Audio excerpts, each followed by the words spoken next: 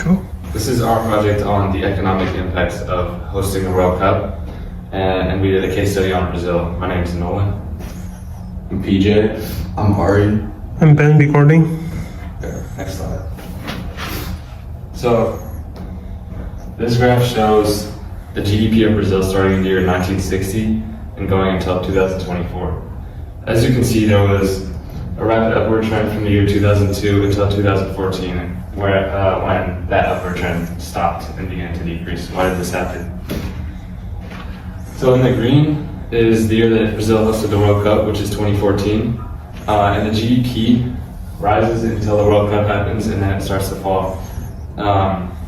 GDP reflects the overall economic activity and generation of wealth of a country.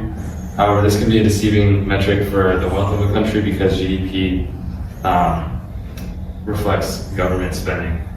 The government of Brazil spending surged to an all-time high before the World Cup because they spent heavily on infrastructure and tourism-related projects. And after the World Cup, the GDP began to decrease. This can be partially attributed to the government spending following the World Cup. However, there are other economic factors that contributed to the change in GDP. And this next slide, the yellow shows the year that Brazil hosted the World Cup, and instead of GDP, this is GDP per capita, just to further strengthen the trend of like a decrease in economic activity. Okay, so here's a graph of the unemployment rate in Brazil between 2010 and 2020. And so in the years leading up to the 2014 World Cup, Brazil experienced a pretty significant period of declining unemployment, reaching its lowest point in 2014. However, shortly after the World Cup, the unemployment rate began to rise again, reaching a peak of nearly 13% in 2017. While the World Cup brought short-term boosts such as short-term jobs and jobs in tourism, jobs in construction, all these jobs were short-term jobs, which led to an increase in unemployment rate after the World Cup. So here's a graph of the inflation rate in Brazil before and after the World Cup. And so in the years before the World Cup, Brazil experienced steadily increasing inflation, rising from about 5% to over 6% by 2013. This upward trend continued in the immediate aftermath of the tournament, with inflation peaking in 2015 at around 9%. Although this spike in inflation can't be solely attributed to the World Cup, the event likely played a significant role in accelerating inflationary pressures that were already building due to the broader economic mismanagement and external market factors. Next, we also wanted to look at tourism and see how tourism relates to the overall well-being of the country, overall GDP.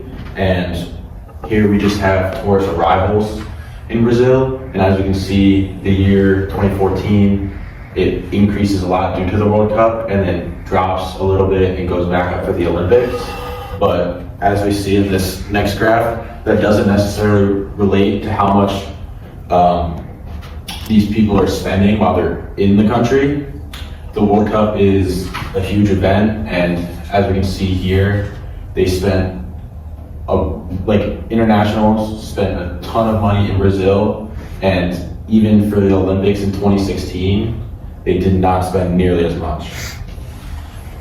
So for the economic inflation kind of stuff, we decided to use the stadium as one of the perspectives that is used to analyze the spending and expected spending and actual spending. So as we can see, Brazil had 12 stadiums in total for the World Cup, and eight of them are newly built solely for the World Cup purpose, which can cause a significant spending. And they expected to spend around maximum 800 million Brazilian leaders. But actual spending here, you can see that a lot of stadiums hit 1,400 million Brazilian leaders. So that's wildly over budget. And as you can see, the budget overrun, only 10 stadiums have a budget overrun and only 2 of them don't. And as of today, the Brazilian lira to US dollar is 0.18, but by then it was 0.45. So it was a significant financial burden to Brazil. So yeah, that's it. All right.